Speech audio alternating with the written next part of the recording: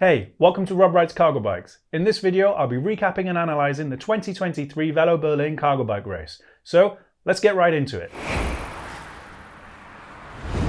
So, I'll briefly go over the rules for those who are new to cargo bike racing. There are a few different formats to cargo bike racing, but here's a quick rundown of the race format and rules at this particular venue.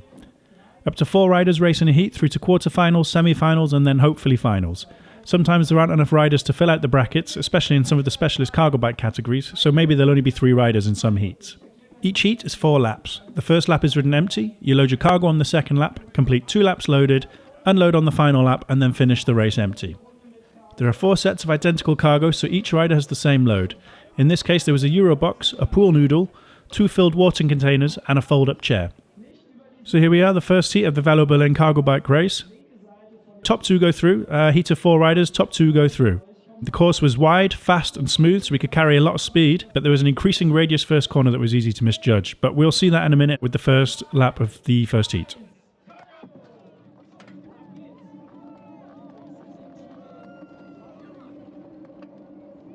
So straight into first place, strong start, and then you know where you stand. If you're at the front, then you know where you are.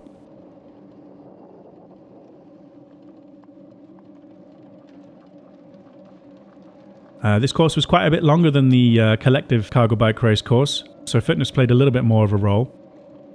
But what an absolute fantastic venue at the Tempelhoferfeld airfield there, with the old airplanes about the place, and of course the track being super smooth. It was a treat to ride. Really appreciate this venue. It's so cool. So here we are now coming into the first load, and we'll be able to get a good look at the cargo.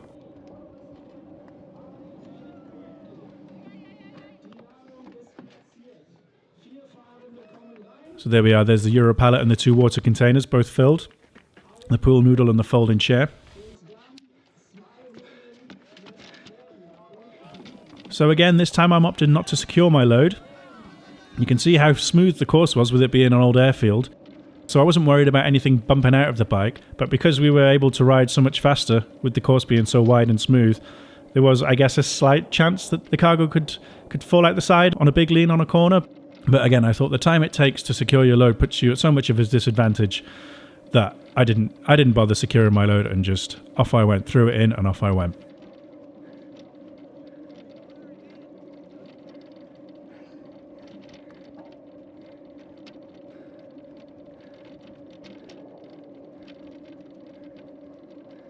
Another good thing about this course was that there was so much visibility. Like, you can see behind there Christian and third place and fourth place there.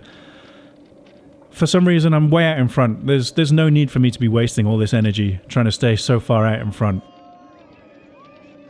You know, I think at this point, barring like losing my cargo or a terrible unload or a mechanical, it's probably pretty clear that I can start soft pedaling and I'll get through. But no, for some reason I don't. I'm out in the wind on my own, really pushing hard. You can see Christian was in second place there, and then that's where third and fourth place are, so they're just finishing sort of the start-finish straight, and I'm already halfway down the second straight. So really I should have saved my energy a bit, chilled out a bit, and just sort of relaxed. So of course top 2 go through, so I only really had to worry about third place at this point.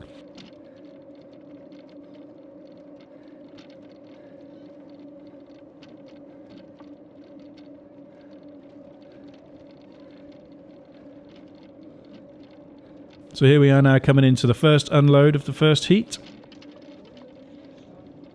And again, I'm staying outside of the loading area there. If you go into the loading area with your bike, you do get a penalty. I think it's like a 5-second penalty, or you get a position docked. Pretty good unload.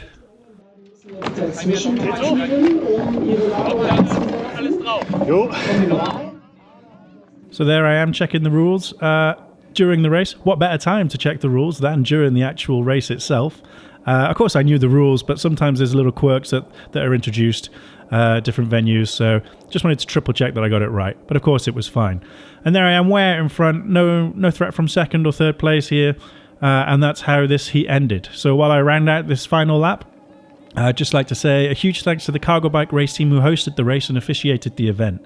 I imagine it's a lot of work to set up, and considering it only cost €10 to enter the race, it's obviously a labour of love and is much appreciated by me.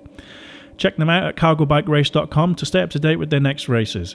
There were lots of different categories for different kinds of cargo bikes, which were all well attended because of the bike show, and it was a really fun event, especially the opportunity to race on this track as well. The old airfield was so much fun. And there we go, across the line, first place, first heat. Wasted quite a lot of energy being so far out in front, but yeah, what can I say? Okay, so here we are for the second heat of the day. Another fast start for me there, straight out in front. Again, not really quite sure why I feel the need to be straight out in front, but there we are, that's where I am. Into that first corner that, like I say, it was quite easy to misjudge, because the course was so wide, you were able to carry a lot of speed, so, like I say, not technical, but still easy to misjudge that corner. There's Ian Barrell behind me on the Melara bike there. It was a beautiful bike, that, with lovely brazing. He's obviously clocked the rear camera there. He's a really cool guy to be around, really fun person to ride with, really like hanging out with Ian. And here you can see, I think he's about to make a move on me over the start-finish line for the first cargo area. Like I've said before, I much prefer the first cargo area because you've got a free ride out, then no one's blocking you. And his move, I was just expecting to just ride into the first one there, but he kind of took me by surprise and it flustered me a little bit. There you can see it on my face, I'm messing around with the chair, Ian's flustered me, so it's a good move there, Ian, respect for that. I'm going to have to keep that one in my back pocket for the next race. Actually, Ian, after the race, told me that he'd promised Melara that he would get the Melara bike across the line in first place for one lap at least. And he did that on the first lap of this heat, so that's his sponsor obligations filled for the day. Again, just want to mention this amazing venue with these old aircraft around and riding on an old airfield with the markings and stuff on the ground. It was so cool, and it was so smooth as well. Tarmac was perfect. The weather stayed dry all day, so didn't have to worry about grip. If anything, it was more about grinding pedals out, leaning around corners that was the biggest worry, but it was so cool. And again, you can see the good visibility there, so I kind of always know where I am in the race there because I can see the other competitors.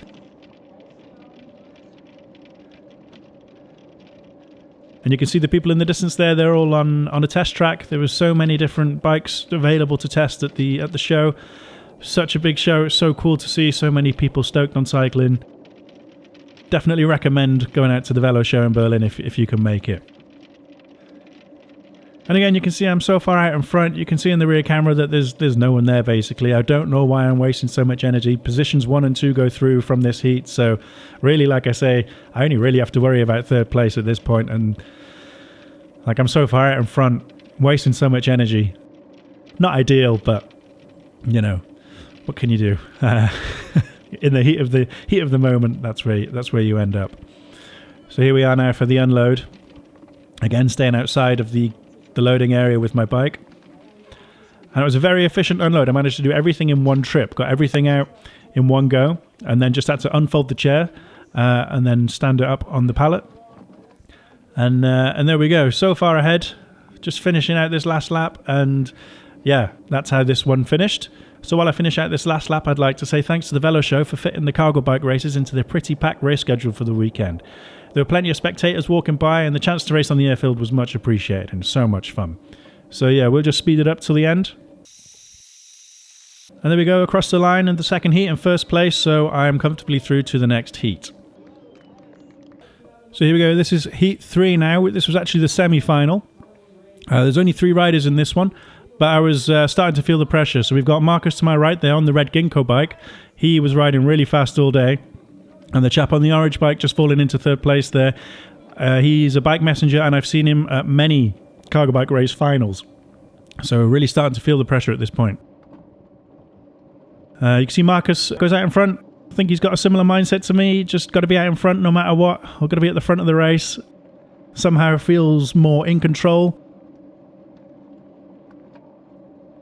Either way, both of us riding off the front pretty quickly there.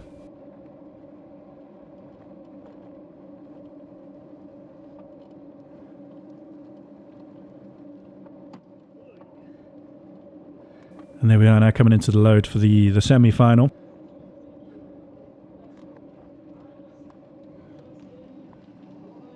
So at this point, for some reason, I was still loading quite inefficiently. I hadn't quite figured out that if I just put everything in the Eurobox on the pallet, I could just put it all in one go, like I've been taking it all out in one go. But you can see now that Marcus is struggling because he's got the top tube on his Ginkgo bike. He isn't able to just throw stuff into his load bay like I was able to. And he has to secure his load because the chair won't sit in easily. So you can see he's lost quite a lot of time there on that unload. So I've gone from second place up to first place now. And Marcus is kind of scrambling a little bit behind there to catch up again. And you can see the chap in third place isn't far behind. As I say, the pressure increasing as you go through the heats because obviously the faster riders get through.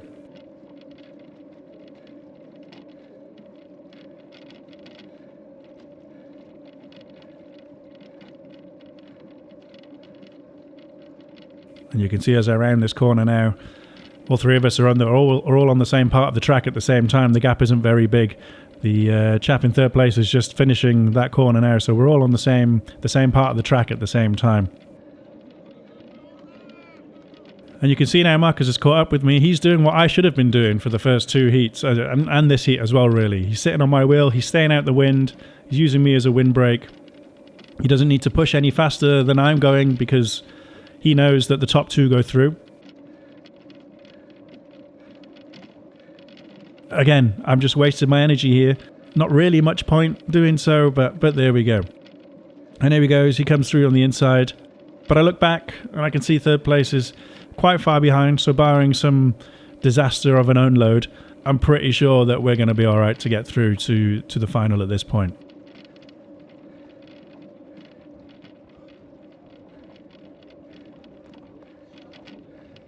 Into the unload now. And again, you can see I've figured out the unload here. I take everything out at once, just unfold the seat, and away we go.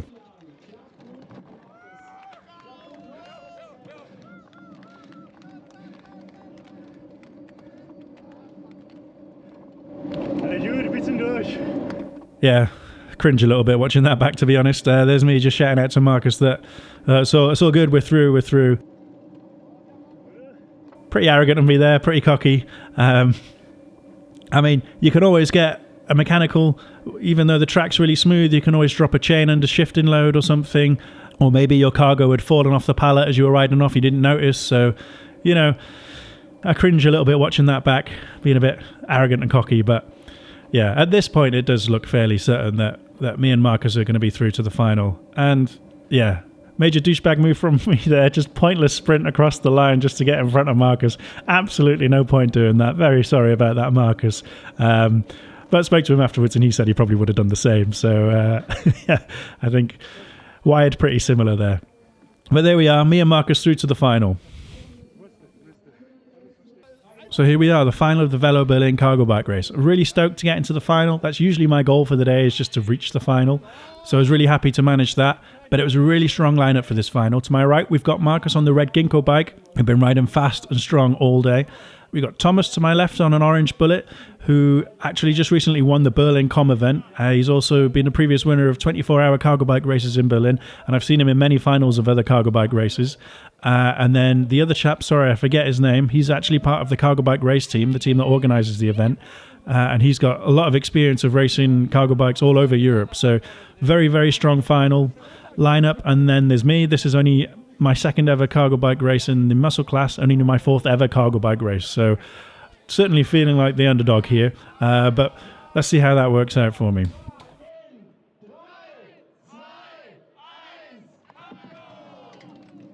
So absolutely gutted to report that just around about here is where the battery for my rear camera dies. I was gutted because this would have been a great one to have a rear camera on. Sorry about that, folks. I'm working on it for the next race, I promise.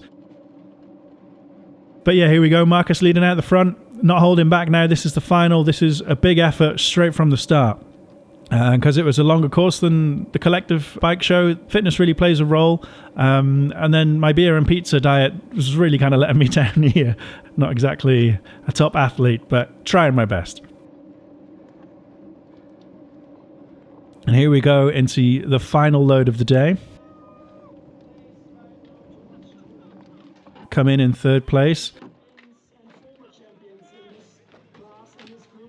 And you can see, started putting stuff in the pallet, and then I've only made 2 trips to load, so that was quite an efficient load for me. So pretty good there. And again, not wasting time strapping things down. I can just throw things in the box and off I go.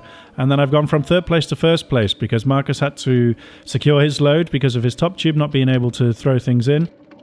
And then the other chap from the cargo bike race team having like open sides, so I'm not sure quite how he was managing it, but I had to be more careful than I did just throwing stuff in. But there we go, so I've gone from 3rd place to 1st place. Yeah, just kind of really happy to be out the front at this point. But you can see, because I was quite fast with my load, my pool noodle's sort of on the move there. I kind of thought Marcus could have just tapped it back into my bike there to help me out, but no, obviously not. We're racing. He's not going to do that. So I'm kind of a little bit worried at this point, thinking, oh, I hope this pool noodle doesn't fall out, because if I have to stop to pick it up and put it back in, then that's my race done, basically. I know I'm going to come in last place. So I'm kind of just managing that as best as I can, really, trying not to make any jerky movements. But of course, the track was really smooth, so I didn't have to worry too much.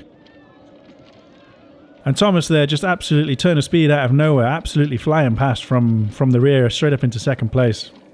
It was a strong move. Absolutely no idea where he got the energy for that from, because of course, we've all ridden up 3 heats up to this point, so we're all pretty tired by now.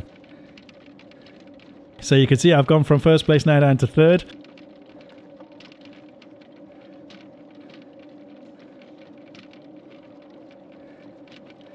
The chap from the cargo bike race team now relegating me to 4th place as we approach the final unload of the day. I'm really just kind of hanging on at this point, like the whole heat has been a full gas effort up to this point. And then I'm not sure what happened with the cargo bike race guy there in front. He changed his mind about which cargo area he was going to take, and I really benefited from that. I was able to just slot into the last one, and then had a fairly efficient unload, everything out in one go, and then I went from 4th to 2nd. I feel like I really benefited from the chap in front's indecision about which cargo bay to go for, because then I would have had to have gone round them both and then spent time getting into position. But I really benefited from that, and then went from last place up into 2nd place. And now I'm just thinking, okay, let's see if I can catch up to Marcus, see if I can hold on. And I can see Thomas there must have had a problem with his unload. He's quite far back. I wouldn't put it past any of these guys to be able to make up a gap like that, though. So I'm thinking just all out at this point, like I have been for the whole heat, but like really, really all out. I know that 3rd place is pretty close behind and is definitely within sprinting distance for the line.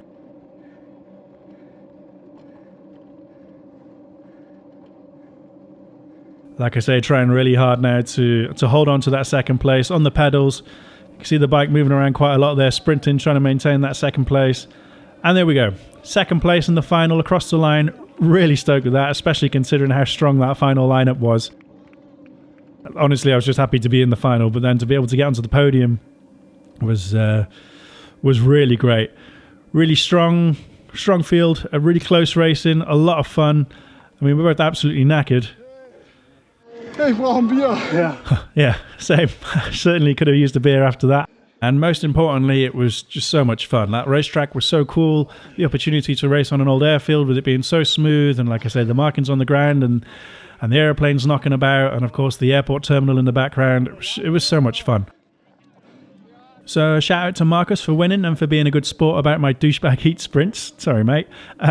Again, a shout out to all the other riders throughout the day, especially the final, as it was some really fun and close racing. I'd also like to give a quick shout out to Ben, who announced both this race and the previous race at Collective. He does a really great job of getting the crowd involved and engaged, keeps the energy high throughout the heats, and also manages to pronounce my name right every time, which I really appreciate. So thanks for that, Ben. I hope you enjoyed this race review, and if you did, please subscribe to get more in the future. I'm not sure what races I'll get to next year, or even what races are going to be hosted, but I'll try and get to as many as I can. So see you next time.